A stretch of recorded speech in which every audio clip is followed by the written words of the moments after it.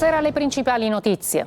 A Catania ha cominciato il processo di secondo grado a Martina Patti, condannata per l'omicidio della figlia Elena di quasi 5 anni, uccisa con un'arma da taglio nel 2022. Annunciate dichiarazioni spontanee dell'imputata nell'udienza di maggio.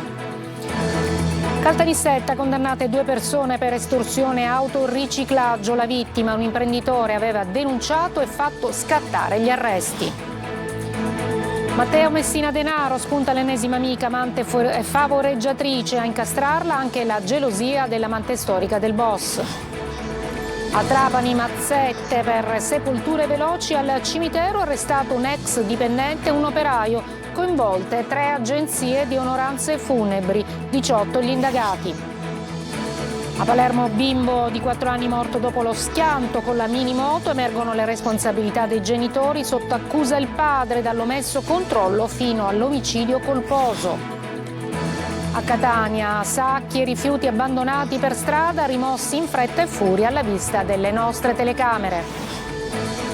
Calcio, il riposo forzato in campionato permette al Catania di preparare al meglio la trasferta di Potenza e pianificare il lavoro in vista dei play-off.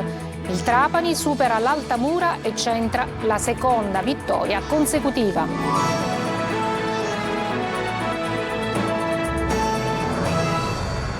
Buonasera. E dunque uccise la figlia e finse il sequestro. Iniziato oggi a Catania il processo d'appello a Martina Patti, annunciate dichiarazioni spontanee dell'imputata nella prossima udienza a maggio. Sentiamo Roberta Lunghi.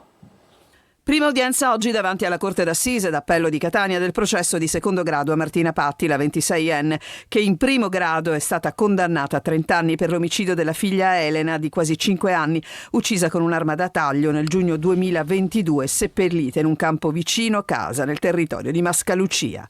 La donna è imputata per omicidio premeditato aggravato, occultamento di cadavere e simulazione di reato. I suoi legali, gli avvocati Gabriele Celesti e Tommaso Tamburino, hanno annunciato che la donna, che oggi era collegata in videoconferenza, vorrebbe fare dichiarazioni spontanee. Per i legali un punto importante sarà la definizione del movente, non emerso in primo grado perché la Patti ha confessato il delitto ma non ne ha spiegato il perché.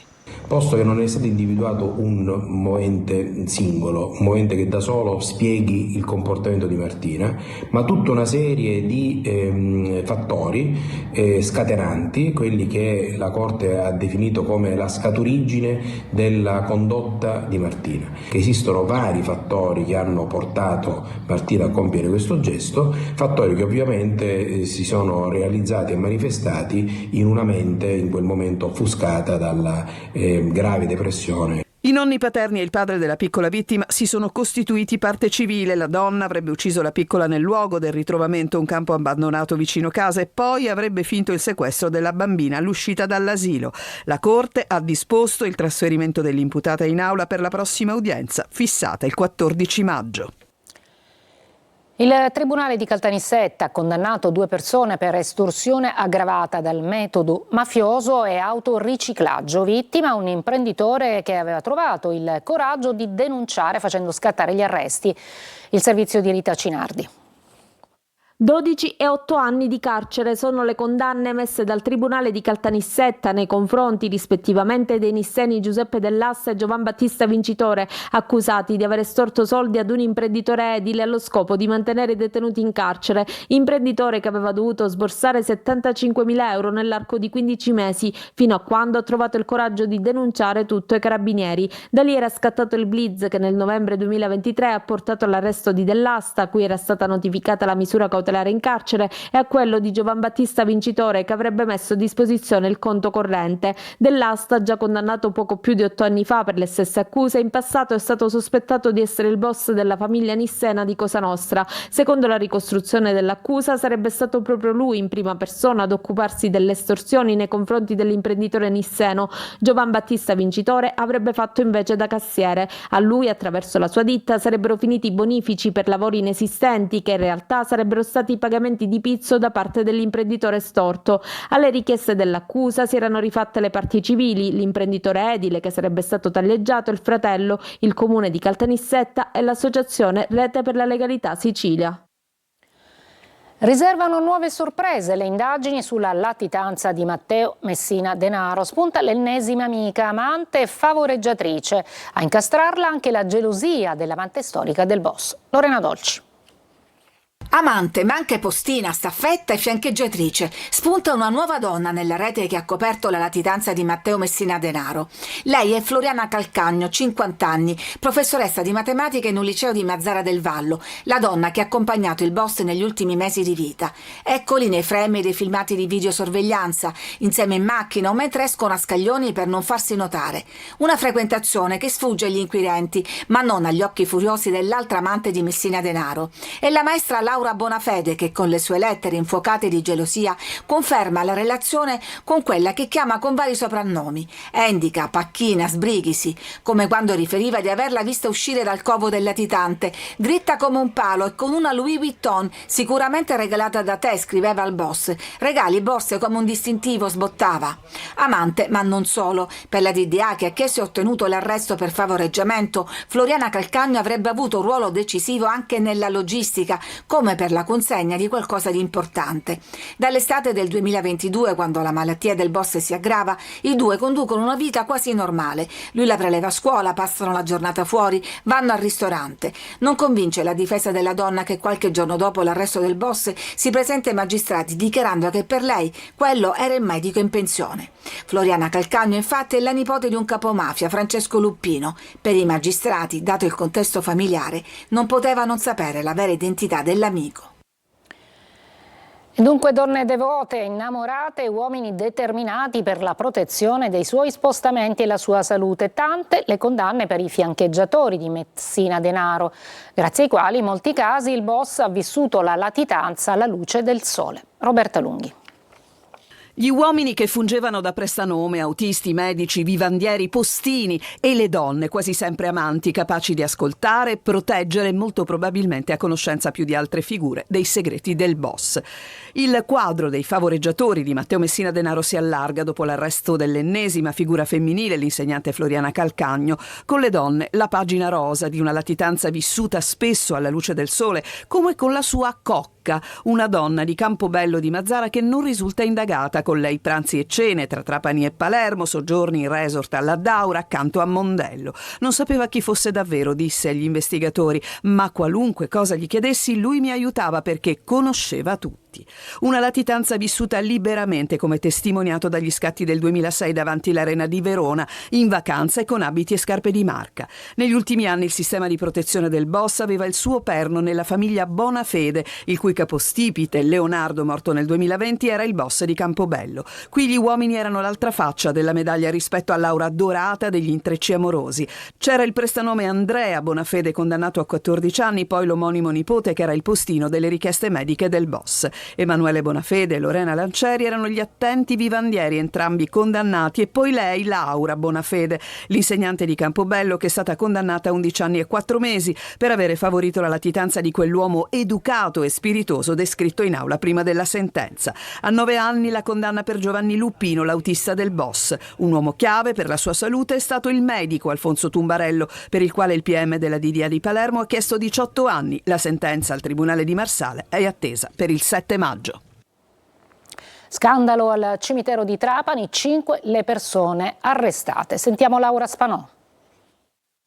Il cimitero di Trapani era diventato ormai il suo feudo. In manette è finito l'ex necroforo assieme ad un suo fidato collaboratore, mentre è stato disposto il divieto di esercizio per il titolare di 3 agenzie di onoranze funebri della città che avrebbero goduto di una corsia preferenziale nella gestione dei servizi. È quanto scoperto dagli investigatori della squadra mobile di Trapani, coordinata dalla procura al termine di una complessa indagine scattata nel 2023 dopo la denuncia di un dirigente comunale. In totale sono 16 le persone indagate, le accuse corruzione e concussione. Secondo gli investigatori, nel cimitero a dettare legge era il dipendente comunale, gestendo le tumulazioni simulazioni e le stimolazioni a proprio piacimento. In alcuni casi i cittadini venivano costretti a pagare per ottenere una sepoltura rapida per i propri cari, pretendendo il suo compenso, definendolo cinicamente il caffè per il necroforo. Le indagini hanno documentato anche la gestione opaca dei loculi comunali. Grazie ad una discrezionale valutazione sullo stato di decomposizione dei corpi, l'ex operaio riusciva a liberare i loculi per poi venderli sotto banco. L'uomo è accusato anche di sciacallaggio, avrebbe sottratto monili in oro dalle salme e segnalato da alcuni fiorai la presenza di fiori freschi appena deposti che venivano sottratti e rivenduti. 25 le ipotesi di reato, di cui 10 episodi corruttivi che coinvolgono anche un medico legale dell'ASP di Trapani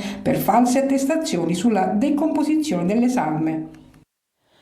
A Palermo per il bimbo morto a 4 anni dopo lo schianto con una minimoto emergono le responsabilità dei genitori, sotto accusa in particolare il padre, dall'omesso controllo fino all'omicidio colposo. Sentiamo Manlio Viola. Rischia un'imputazione che potrà andare dall'omesso controllo fino all'omicidio colposo. Il padre del piccolo Thomas Viviano, morto a 4 anni dopo quasi 5 giorni di agonia, dopo essersi schiantato con una minimoto contro un muro nel quartiere palermitano di Bocca di Falco. La relazione della polizia municipale non lascia molti dubbi sulla presenza di responsabilità oggettiva da parte dei genitori. La minimoto non poteva essere accesa dal bambino autonomamente, dunque c'è stato un adulto nelle prime fasi della vicenda a mettere il mezzo nelle condizioni di circolare. Sulla stessa minimoto erano state montate rotelle laterali del tipo usato nelle biciclette per l'infanzia per insegnare ai bambini l'equilibrio sulla bicicletta, rotelle non previste certamente per un mezzo del genere. Ancora, la minimoto non poteva circolare su strada, quindi nella migliore delle ipotesi c'è comunque l'omesso controllo sul minore da parte della famiglia. Intanto è stata restituita alla famiglia la salma del piccolo Thomas, morto all'ospedale dei bambini dopo vari tentativi di salvarlo. Il tutto per organizzare i funerali che dovrebbero tenersi in questi giorni. La notifica ufficiale dell'atto di imputazione potrebbe arrivare soltanto domani o addirittura mercoledì, dopo la celebrazione delle esequie. Un agente delle volanti della questura di Catania è stato ferito al volto con un colpo di taglierino da un uomo, un pregiudicato straniero, durante un controllo appunto effettuato a Catania. È arrivato il via libera dalla giunta regionale alla finanziaria bis della regione, vale quasi 50 milioni di euro. La norma adesso andrà all'ARS puntando ad un'approvazione entro il mese di giugno. Manlio Viola. Misure per le imprese siciliane che rischiano di essere colpite dai dazi di Trump, soldi per interventi urgenti alle dighe che riforniscono l'agricoltura nella Sicilia occidentale, soldi anche per gli aumenti delle tariffe sanitarie, per il contrasto alla povertà anche nel 2025 e un fondo di rotazione per aiutare gli enti locali nella predisposizione dei progetti per le opere pubbliche. Vale quasi 50 milioni di euro la finanziaria bis della regione siciliana, che è stata approvata dalla giunta regionale di governo. Il documento verrà adesso trasmesso all'ARS, dove dovrà essere analizzato da tutte le commissioni di merito prima del voto in commissione bilancio e infine dovrà approdare a Sala d'Ercole per essere approvato definitivamente. La maggioranza punta ad arrivare ad un'approvazione della manovrina entro il mese di giugno. Non ci sono norme mancia, mentre il sostegno alle imprese contro i dazi è stato suddiviso in 2 fasce, 2.600.000 euro nel 2025, altri 6 nel 2026. Ancora 5 milioni per le dighe, altri 5 per il contrasto alla povertà, 15 milioni e mezzo per la progettazione delle opere pubbliche. La Giunta ha poi dato il via libera allo schema di avviso pubblico per iniziative di rilevanza sociale, sociosanitaria, culturale, sportiva, ambientale, di promozione dell'immagine della Sicilia e dell'economia locale. Si tratta di 5 milioni di euro messi a disposizione già dalla legge di stabilità e che attendevano il decreto attuativo. Una breve pausa, poi ancora a Catania continua il nostro viaggio dolente per l'emergenza rifiuti che spesso vengono abbandonati sui marciapiedi.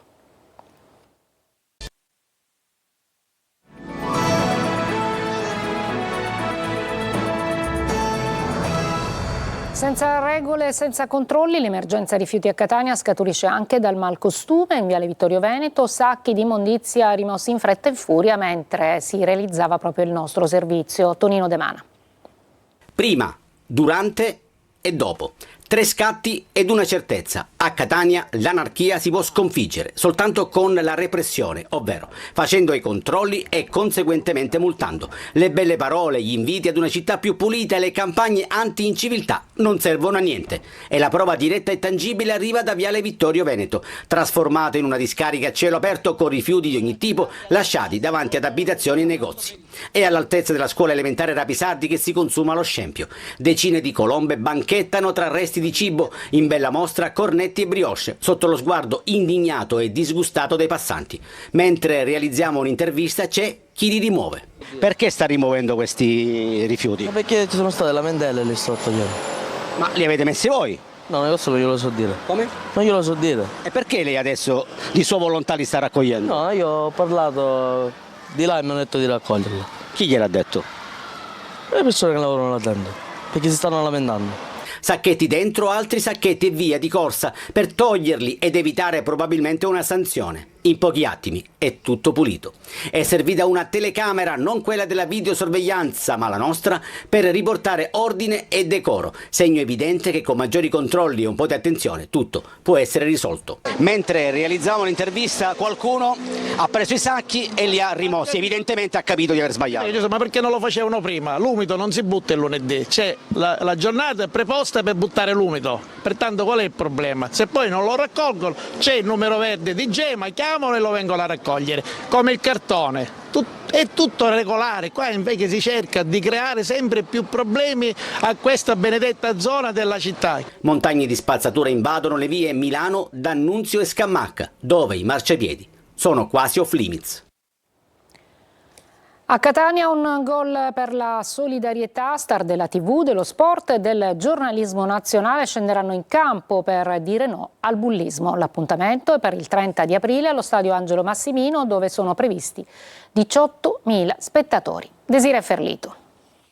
Tutto pronto per l'evento dell'anno. Catania si prepara ad accogliere un ricchissimo parterre di stelle della TV italiana, artisti, volti storici dello sport e personaggi di spicco del giornalismo che scenderanno in campo per la 17ª edizione di Un Gol per la solidarietà, quest'anno per alzare la voce contro il bullismo. Abbiamo già fatto alcuni incontri proprio con Luca Napoli in alcune scuole, perché fare informazione è il primo step per una lotta efficace contro tutte le forme di cyberbullismo e soprattutto quelle più gravi. Un evento ormai riconosciuto a livello nazionale vede la città protagonista, una Catania che aiuta Catania. Forte è il messaggio sociale dell'evento ideato da Luca Napoli, importante il fine benefico. Come lo scorso anno, parte dell'incasso derivato dalla vendita dei biglietti, già sold out da diverse settimane, sarà destinato alla Caritas diocesana. Ricordarsi di tutte le varie marginalità e a favore di queste, anno dopo anno, cercare di creare risorse che si adattino. Prevista sugli spalti la presenza di 18.000 spettatori. Saranno i giovani insieme a tantissime famiglie a riempire gli spalti del Massimino il 30 aprile. L'importante messaggio di Un Gol per la solidarietà anche quest'anno è rivolto a loro. È una festa per loro, vengono volentieri e hanno la voglia di dire noi siamo catanesi, perché Catania comunque fare 18.000 spettatori oggi in Italia con un evento del genere non si è mai visto negli ultimi 10 anni per questi eventi di beneficenza. Il primo match sarà arbitrato dal 19enne Diego Alfonsetti, il giovane arbitro vittima della vile aggressione avvenuta nel corso di una partita di calcio tra Under 17, un episodio di inaudita violenza che ha caratterizzato le cronache nazionali. Una breve pausa, poi il calcio con il Catania in attesa dei play-off.